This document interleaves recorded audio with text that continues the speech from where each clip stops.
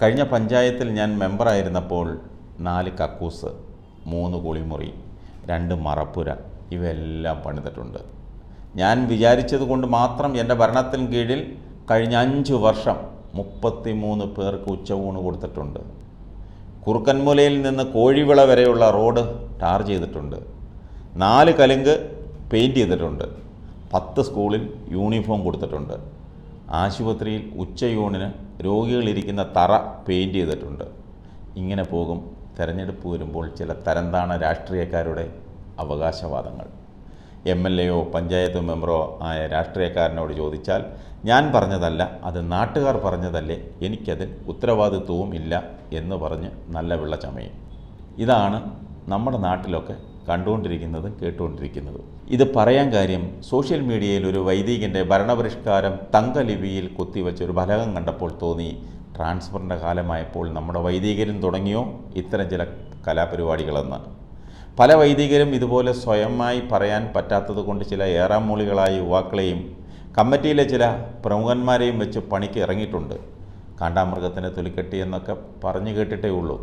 ഇപ്പോൾ കാണുകയും കേൾക്കുകയും ചെയ്യുന്നു. പ്രത്യേക ജനസിൽപ്പെട്ട ആളുകളുടെ കലാപരിപാടിയാണിത്. കാര്യം, ഞങ്ങൾ പ്രസംഗിക്കുന്നില്ല. അഥവാ ഇനി പ്രസംഗിച്ചാലും പള്ളിക്കാർ മാത്രമല്ലേ കേൾക്കൂ, കേൾക്കേണ്ടവർ കേൾക്കുന്നില്ലല്ലോ. എന്നാൽ നോട്ടീസ് അച്ചടിച്ചാലോ അതും കുറച്ചു പേരെ കാണും. മറ്റു പള്ളിക്കാരുടെ കയ്യിലെത്തിക്കാൻ വേറെ മാർഗമൊന്നുമില്ല. മെത്രാപ്പോലിത്തയോട് ഇദ്ദേഹത്തെ പുകഴ്ത്തുന്നില്ല. പുകഴ്ത്തിയാലും അതിന് വേണ്ട വിധത്തിലുള്ള ഒരു മൈലേജ് കിട്ടുന്നതുമില്ല. എന്തായാലും പുതിയ ഒരു ഐറ്റം ഇറക്കാൻ തന്നെ തീരുമാനിച്ചു. അത് ഇങ്ങനെ ഒരു ഫലകം അങ്ങ് കൊടുത്തേക്കാം. അതാകുമ്പോൾ സ്ഥിരമായി വീട്ടിൽ തന്നെ ഇരുന്നോളൂ. 4 പേരെ കാണിക്കാനും മാർക്കറ്റ് ചെയ്യാനും ഒരു മാർഗവുമായി.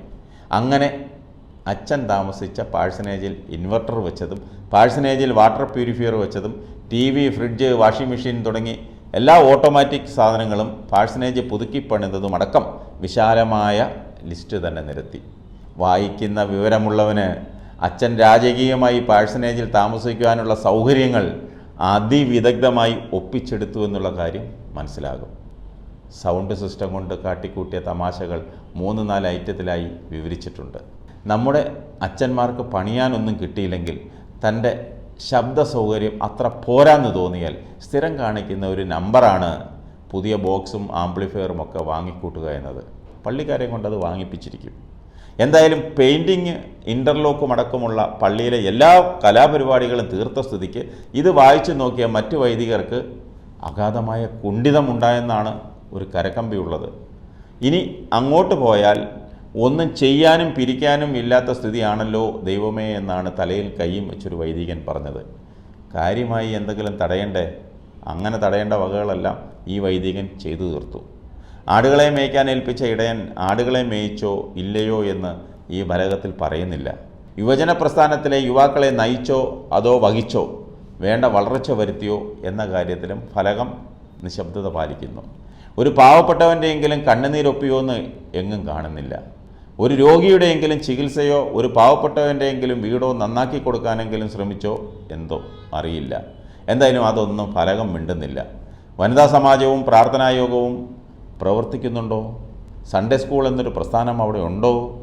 അവയിൽ എന്തെങ്കിലും മാറ്റമുണ്ടായിട്ടുണ്ടോ? ബാലസമാജം ജീവിച്ചിരിപ്പുണ്ടോ? ഇടവക അംഗങ്ങൾ എല്ലാവരും കുമ്പസാരിച്ച് കുർബാന കൊണ്ടോ? ഇതൊന്നും ഭാഗ്യവശാൽ ഫലകം സംസാരിക്കുന്നേയില്ല. എന്തായാലും പള്ളിക്കുള്ളിൽ ഒരു വലിയ മണി സ്ഥാപിച്ചു. വലിയ മണി സാധാരണ പുറത്താണ് സ്ഥാപിക്കാറുള്ളത്.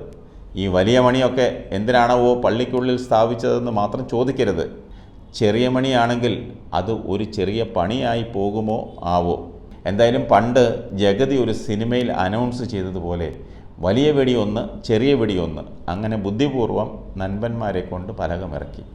വേണ്ട പരസ്യവും കൊടുത്തു.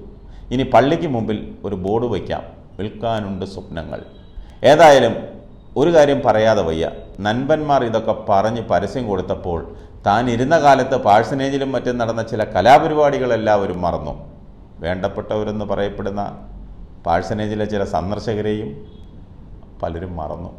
മഠത്തിൽ വീട്ടിൽ അച്ഛൻ്റെ വീരശൂര പരാക്രമണങ്ങൾ എഴുതിവിട്ട നൻപന്മാരെ കൂടാതെ ഇനി മഠത്തിൽ വീട്ടിൽ അച്ഛൻ്റെ മറ്റ് കലാപരിപാടികളെപ്പറ്റി ഇനി പുതിയ ഫലകം ഇറങ്ങുമോ എന്തോ. അതൊന്നും ഇറക്കല്ലേ, ശത്രുക്കളോട് പോലും അങ്ങനെയൊന്നും ചെയ്യല്ലേ. ഞങ്ങളീ നാട്ടുകാരല്ല, ഞങ്ങൾക്കൊന്നും അറിയത്തില്ല, ഞങ്ങളൊന്നും പറയത്തുമില്ല, ഞങ്ങളൊന്നും അറിഞ്ഞിട്ടുമില്ല.